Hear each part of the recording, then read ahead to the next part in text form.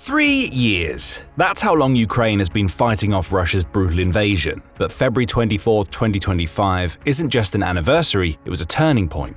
With US President Donald Trump back in office, the world is watching to see what happens next. Will the US continue to back Ukraine? Or is Europe about to be left to stand against Russia alone? One thing's for sure, Europe isn't waiting to find out. The continent is preparing for the worst, and the message is clear. If Russia wants a fight, Europe is ready.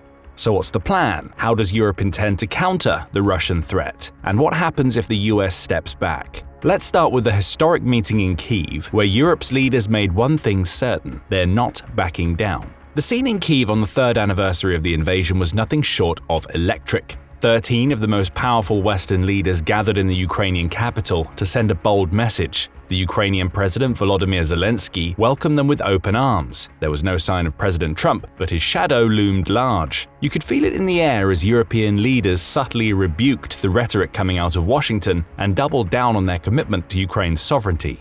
Among the guests were heavyweights like Canadian Prime Minister Justin Trudeau and Ursula von der Leyen, the President of the European Commission. Trudeau even took a clear jab at Trump by calling Zelensky a duly elected Democratic leader. He was of course referencing Trump's shocking Truth social media post in which he labeled the Ukrainian president a dictator without elections. Despite these words, leaders from Spain, Latvia, Estonia and Finland, all nations that know the cost of Russian aggression, stood shoulder to shoulder with Zelensky. And let's not forget about the 24 leaders who joined virtually, sending a powerful message to the world: Europe will always find a way to come together. Its unity is a force that surpasses borders, both literal and digital.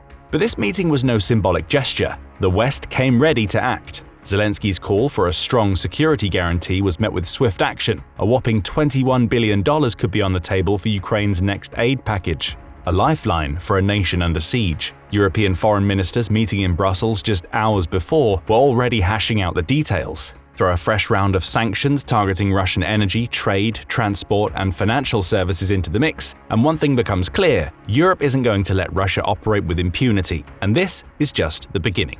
On March 6th, 27 European leaders will meet again in Brussels for an emergency summit with one focus: securing the future of Ukraine and Europe. European Council President Antonio Costa said it best: "We are living in a defining moment for Ukraine and European security. For Europe, the time to act is now." With leaders from every corner of the continent coming together, Russia's playbook of aggression is facing an unbreakable front, and this time, there's no room for retreat, only forward momentum. But what exactly is Europe up against? Let's first quantify the Russian threat before diving into how Europe plans to dismantle it.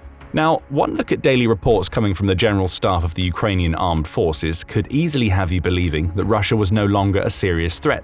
Just take a look at the February 25, 2025 report detailing the losses in 3 years of the invasion. In 3 years, Russia lost 869,530 troops in Ukraine.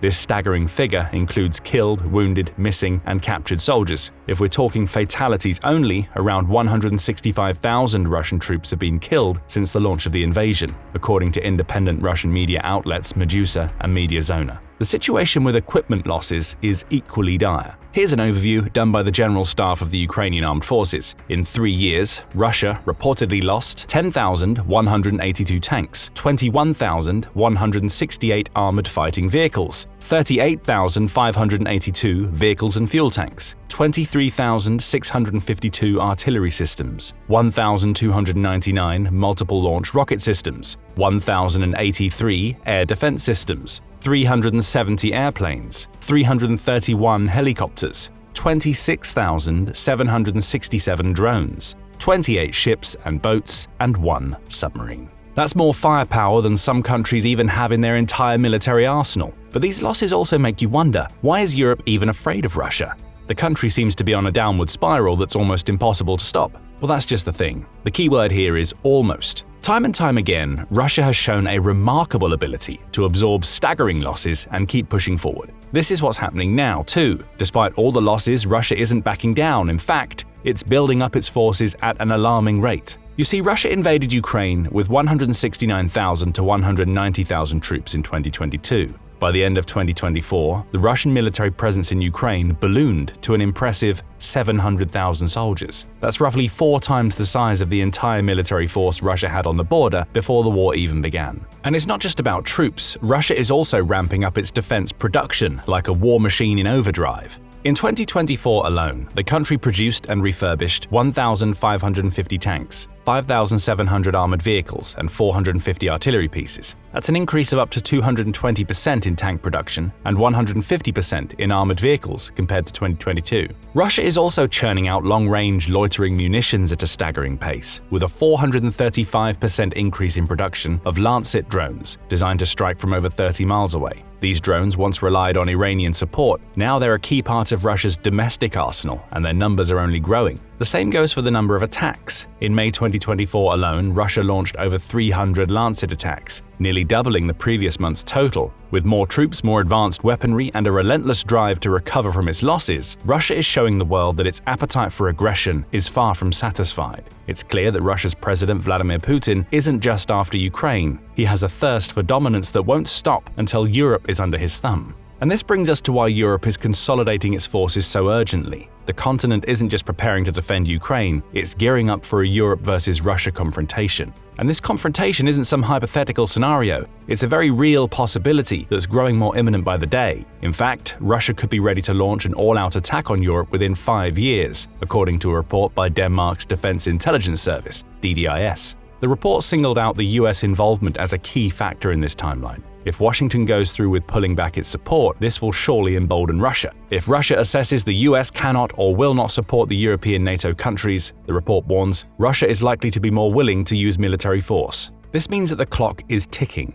But European leaders are already preparing for this reality. That's because assessments from NATO, Germany, Poland, Denmark, and the Baltic states all point to a similar timeline, with Russia potentially being ready to strike within 3 to 10 years. Though we're lucky if Russia even waits for that long. The Zapad 2025 military exercises, set to take place in Belarus, could provide an early warning of Russia's true intentions. And those intentions are looking more aggressive by the day. We'll let the facts speak for themselves. Russia and Belarus are preparing for some of the largest military exercises in years, involving around 13,000 soldiers, massive amounts of military equipment, and a clear message of readiness. Zapad 2025 will showcase Russia's ability to manage large-scale military operations, even in the midst of an ongoing conflict. It's one thing to hold an exercise during peacetime, it's another to demonstrate such capabilities while also fighting a war. This sends a strong message that Russia is gearing up for more than just regional conflicts, it's preparing for a larger confrontation. The scale of these exercises is staggering. To put it into perspective, Zapad 2021, the last major iteration, saw the deployment of over 80 aircraft and more than 760 pieces of military equipment, including more than 290 tanks and 240 artillery units. Some of these exercises were held near the Polish border, which was another clear message to NATO.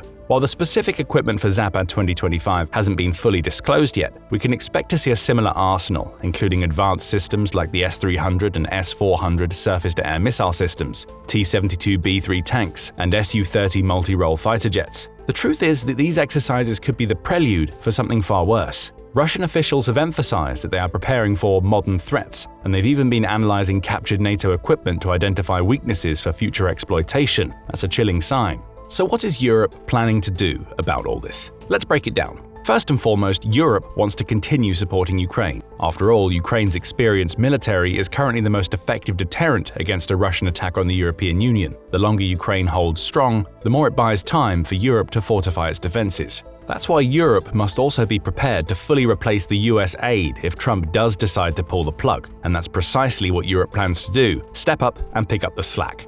In reality, Europe could fully replace US aid without breaking a sweat. Since the start of the war in February 2022, the US has allocated or committed a total of roughly $180 billion to support Ukraine, and Europe's total allocations and commitments during the same period amount to about $150 billion.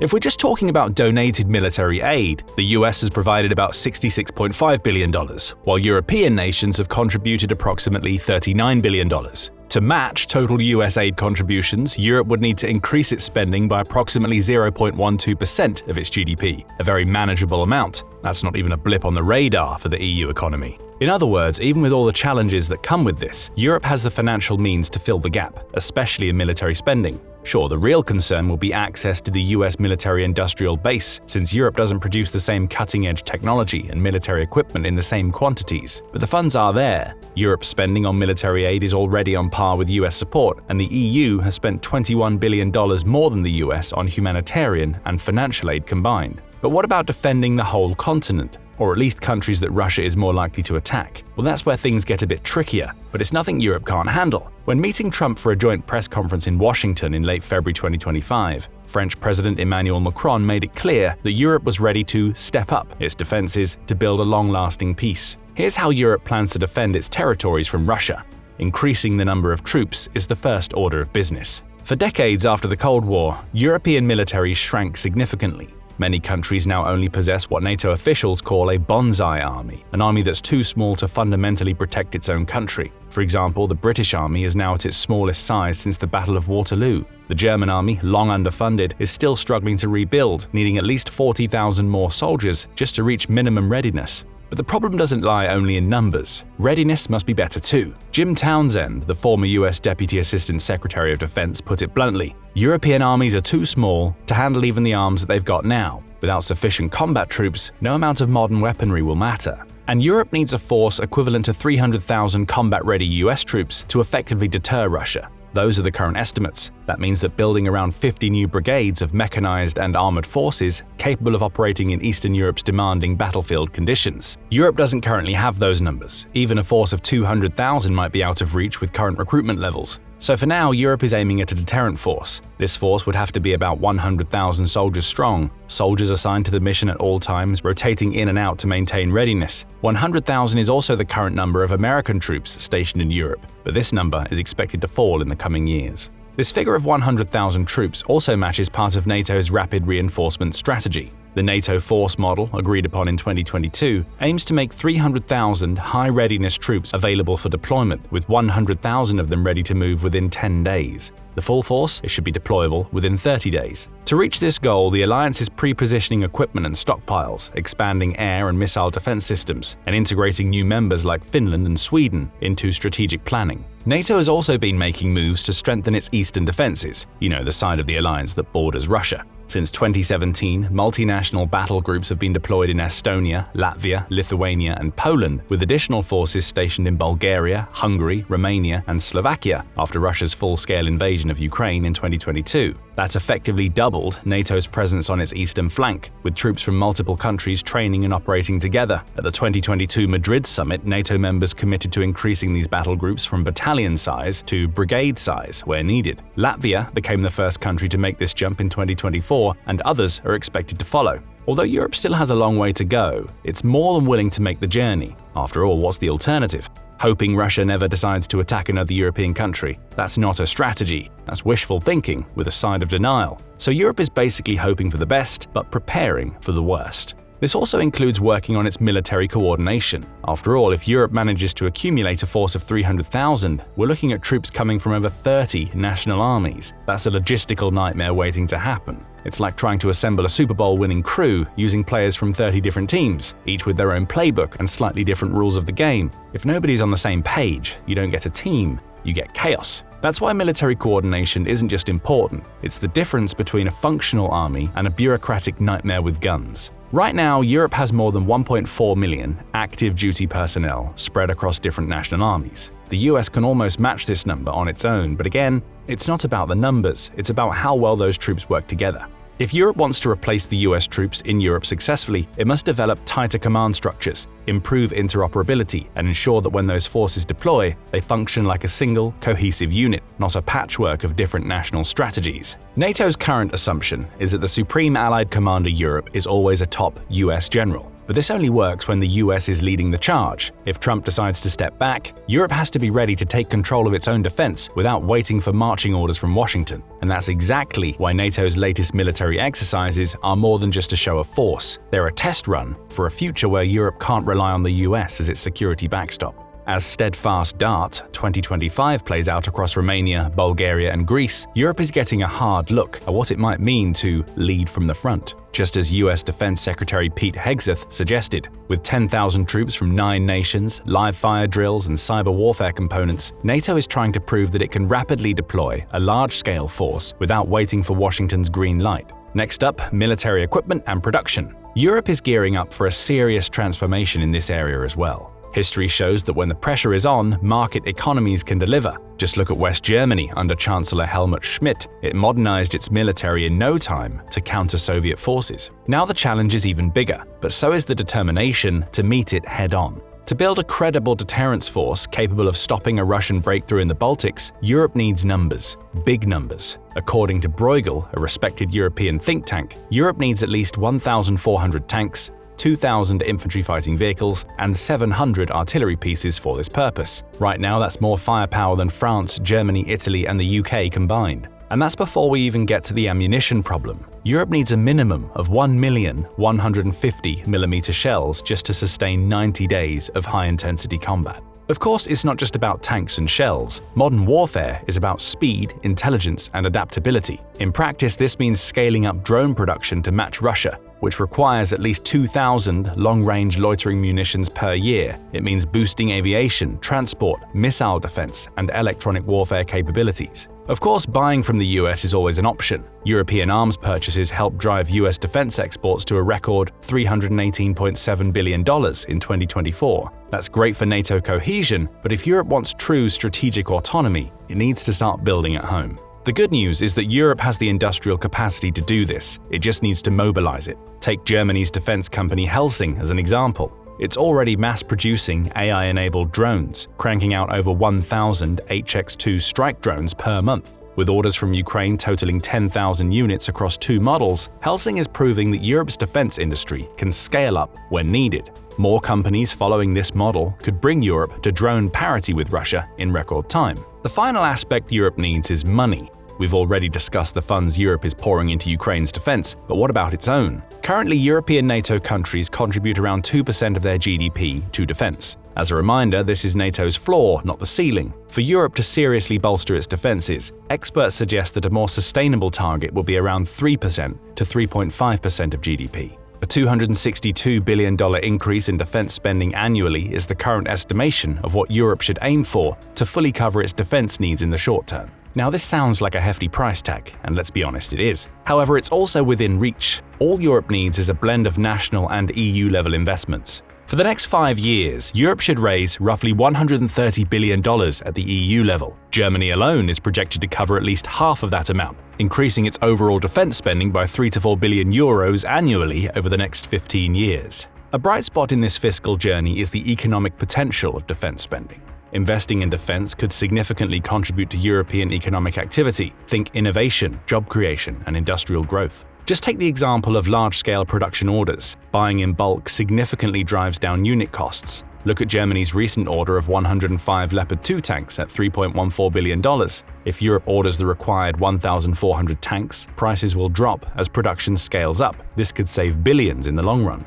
Now, we keep mentioning Germany for a reason. If it plays its cards right, this country could help fortify the entire European continent. It would ensure that nations like Poland and the Baltic states, likely Putin's next targets after Ukraine, can count on reliable support against the incoming threats. But what does playing its cards right mean in this context? Well, for starters, Germany must overcome its past inefficiencies in procurement and military readiness. It must also increase its defense spending to 3.5% of GDP and ensure its defense sector is fully equipped and prepared. Of course, this won't be an overnight fix, but Germany, like the rest of Europe, is waking up to the realization that its security depends not just on pledges, but on actionable investment. The days of pushing defense spending into the background are long gone. Europe is now heading straight for the crucial challenge ahead. The good news is that it has the money, industry, and motivation to also overcome that challenge, to outmatch anything Russia can throw at it, to defeat it once and for all. But when do you see this clash happening? If you see it happening in the first place? And do you think Europe will have enough time to fortify its defenses if the US exits the continent? While you're there, let us know whether all European NATO countries combined can eventually match the US's contribution and successfully stand against Russia. We're looking forward to reading your thoughts in the comments section below.